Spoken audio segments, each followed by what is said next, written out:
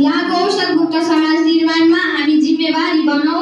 लागु औषध मुक्त समाज निर्माणमा हामी जिम्मेवारी बनाऊ। समृद्ध समाज निर्माण गरी हामी आफै रमाऊ। समृद्ध समाज निर्माण गरी हामी आफै रमाऊ। धन्यवाद कार्यक्रम सञ्चालकज्यूलाई, यस सभाका सभाध्यक्षज्यू, प्रमुख अतिथि, विशिष्ट अतिथि, अन्य अतिथिहरू र एउटा हातमा कापी र एउटा हातमा कलम लिएर निष्पक्ष रूपमा बस्नुभएका निर्णायक मण्डलज्यूहरू र विजयको माला लाउन आतुर मेरा प्रतिस्पर्धी साथीहरू, विभिन्न विद्यालयबाट आसीन गुरु गुरुआमाहरूमा म श्री शारदा माध्यमिक विद्यालयको कक्षा 9 मा अध्ययनरत छात्रा ऋतु लामिछानेबाट स्वीकार्नुहोस् न्यानो अभिवादन।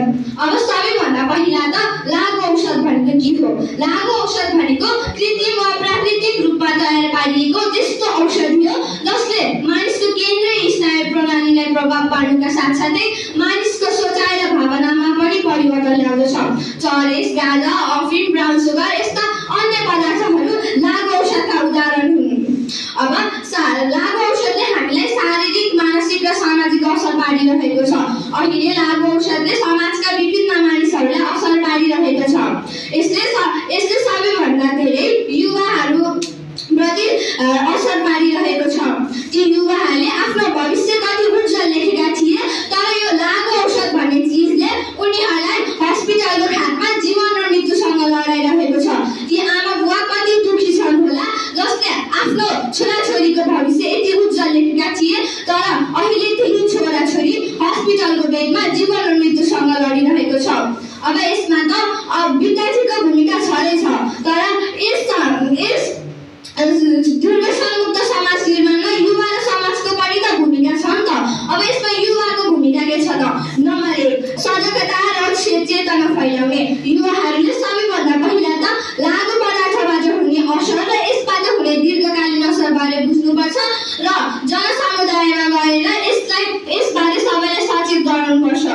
नम्बर 2, साथीहरूलाई सहारा दिने। हाम्रो समाजमा के प्रचलन चलिरहेको छ त?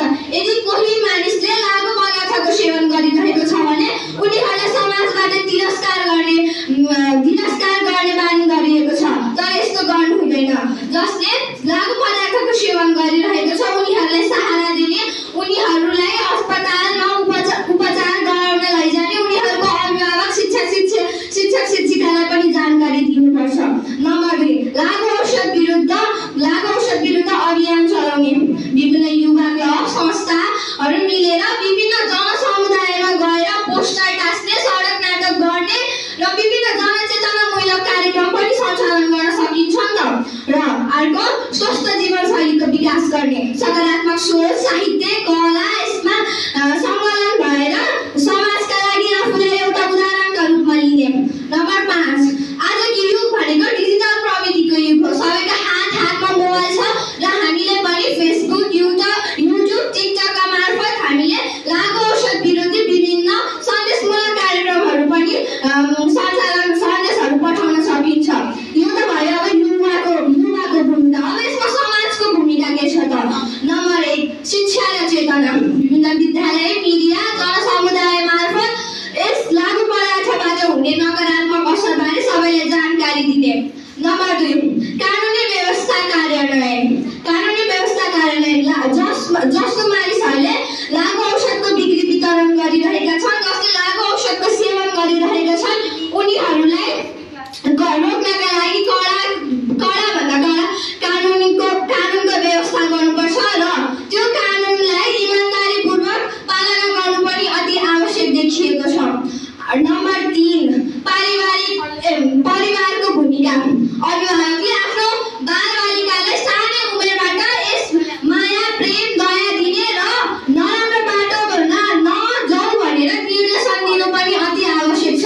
यदि अभिभावकले आफ्नो बच्चाहरूलाई सानैबाट यस्तो निर्देशन दियो भने पछि ठुलो भएर उनीहरूले यसबाट सजगता अपनाउन सक्छन् र उनीहरू लागु पदार्थको सेवन गर्दैनन्। नम्बर 4, पुनर्स्थापना केन्द्रको स्थापना।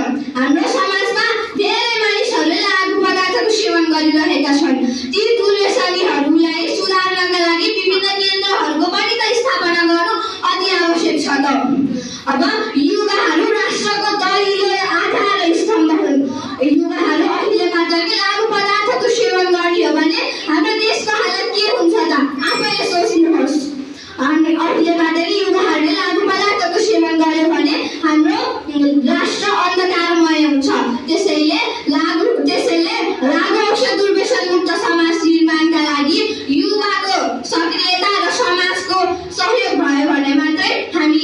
लुरमा